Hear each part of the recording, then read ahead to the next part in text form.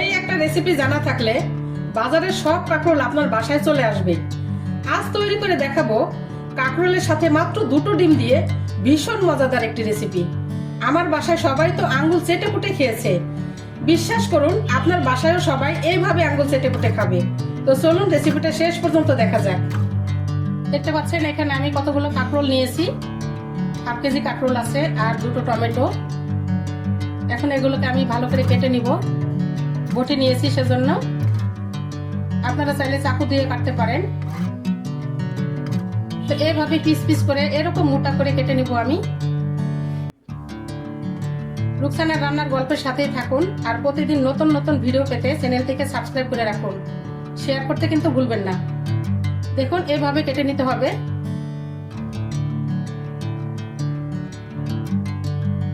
আমি যে রেসিপিটা করব এইভাবে কেটে নিলে ভালো হবে। তরকারি কিন্তু কাটার মধ্যে অনেকটা সৌন্দর্য বাড়ে। এখন আমি টমেটো কেটে নিব।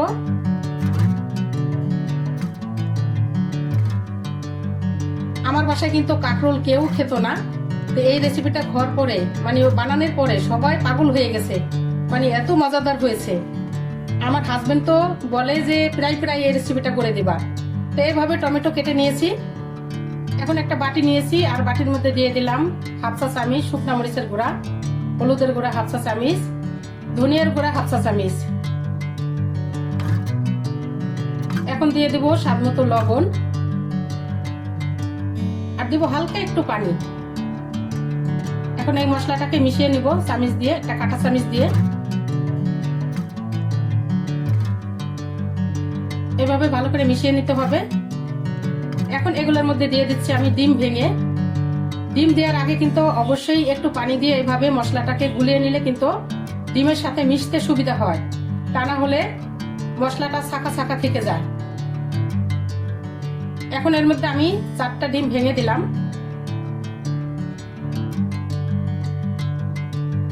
এখন এই কাঁটা চামচ দিয়ে ভালো করে ফেটিয়ে নিব। একদম মিশে যাওয়া পর্যন্ত ফেটিয়ে নিতে হবে। দেখুন মশলার সাথে কত সুন্দরভাবে মিশে গেছে। এটা কিন্তু একটা টিপস, মশলা এভাবে একটু পানি দিয়ে আগে গুলিয়ে নেবেন, তাহলে ডিমের সাথে মিশতে ভালো হয়। এই যে কতটা সুন্দর হয়েছে। একটা কড়াই নিয়েছি আর দিয়ে দিলাম সয়াবিন তেল। তেল গরম হয়ে গেছে, এখন দিয়ে দিলাম ডিম। এইভাবে করে জালটাকে লো রেখে ঢেকে ডিমটাকে ভেজে নেবেন, তাহলে কিন্তু দেখবেন যে ফুলে উঠছে।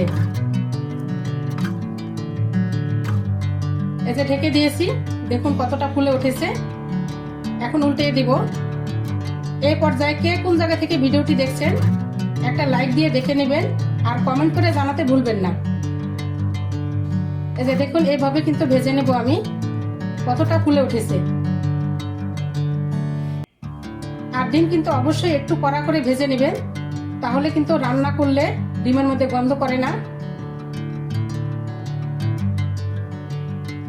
এভাবে আবারও তেল দিয়ে দিচ্ছি, আবার দিয়ে দিলাম ডিম।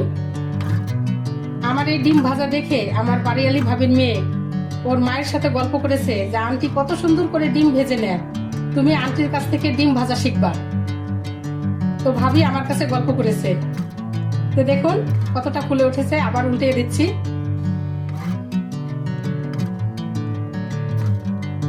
এইভাবে আমি 2বার করে ভেজে নিলাম। এই যে দেখুন কতটা ফুলে উঠেছে। হয়ে গেছে আমার ডিম ভাজা। একটা প্যান নিয়েছি আর দিয়ে দিলাম সয়াবিন তেল। তেল গরম হয়ে গেছে, এখন দিয়ে দিব আমি কাঁকরোল।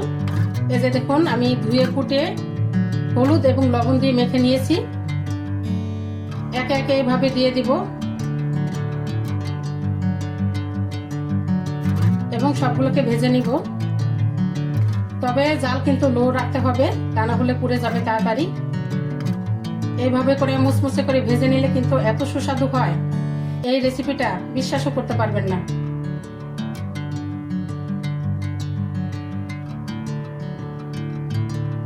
এইভাবে সাজিয়ে দিয়ে দিলাম, কতটা সুন্দর লাগছে দেখুন।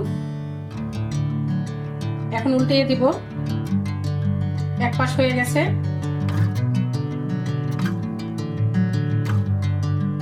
আমার বাসায় কিন্তু কেউ কাঁকরোল খেত না, এই রেসিপি করার পর থেকে সবাই এখন ফ্যান হয়ে গেছে।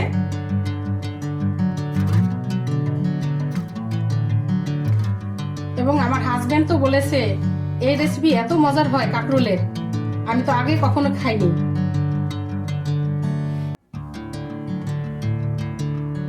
এই যে এইভাবে উল্টে পাল্টে ভেজে নিতে হবে।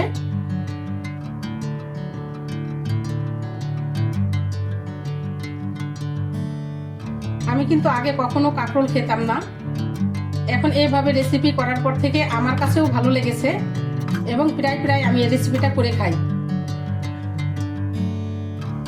এই যে তুলে নিচ্ছি, হয়ে গেছে আমার ভাজা।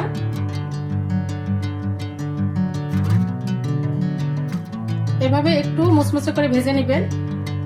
এই ভাজাটা কিন্তু সুদা খেতেও ভালো লাগে গরম ভাতের সাথে। যদি আরেকটু মশলা মেখে এভাবে ভেজে নেন তাহলে কিন্তু গরম ভাতের সাথে এমনিই খাওয়া যায়।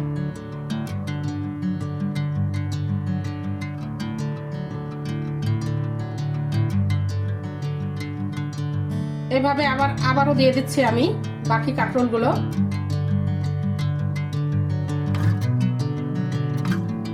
সবগুলোকে এইভাবে ভেজে নিব।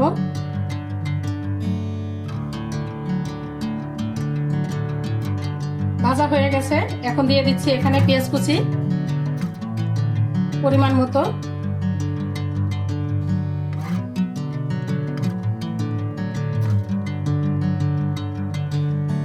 এখন দিয়ে দেব আমি কাঁচামরিচ ফালি করা।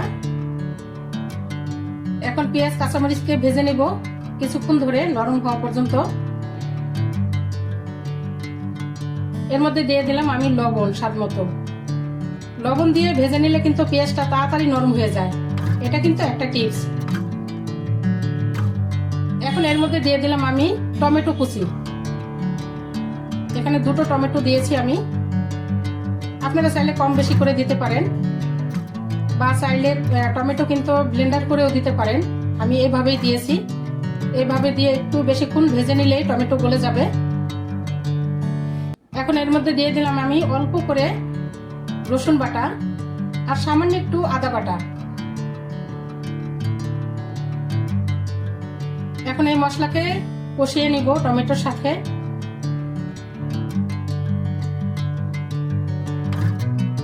এই যে দেখুন টমেটো কিন্তু গলে গেছে, আমি কিন্তু কোনো পানি দেইনি, এইভাবে আস্তে আস্তে কষিয়ে নিয়েছি। এখন এর মধ্যে দিয়ে দেব শুকনা মশলা, ধনিয়ার গুঁড়া 1 চা চামচ, হলুদের গুঁড়া 1 চা চামচ, মরিচের গুঁড়া দিলাম 1 চা চামচের একটু বেশি দিব, 1.5 চা চামচ। এই রেসিপিটা কিন্তু একটু ঝাল ঝাল হলে ভালো লাগে। এখন আবার এই মশলাগুলোকে কষিয়ে নেব কিছুক্ষণ ধরে।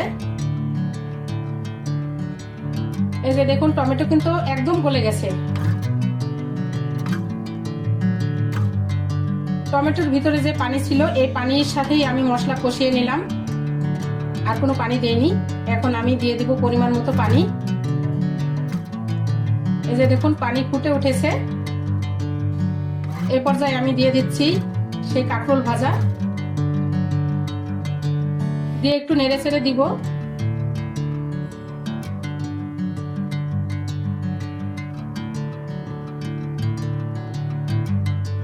আর এর মধ্যে এখন দিয়ে দেব আমি সেই ডিম ভাজা, কেটে টুকরো টুকরো করে দিয়েছি ছোট ছোট পিস করে। এখন নেড়ে চেড়ে একটু ঢেকে রান্না করে নিব।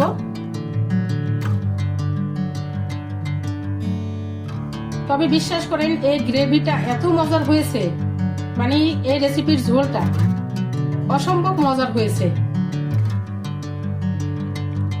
আপনারা একবার হলে ট্রাই করে দেখবেন।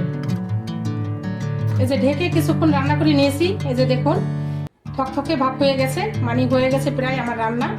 এর পর্যায়ে দিয়ে দিচ্ছি একটু ভাজা জিরার গুঁড়া, একটু নেড়ে চেড়ে মিশিয়ে দিব। হয়ে গেছে আমার ডিম কাঁকরোলের অসাধারণ রেসিপি। আপনারা অবশ্যই ট্রাই করে দেখবেন। আমার রেসিপি কেমন হয়েছে কমেন্ট করে জানাতে ভুলবেন না। ভালো থাকবেন সবাই, আল্লাহ হাফেজ।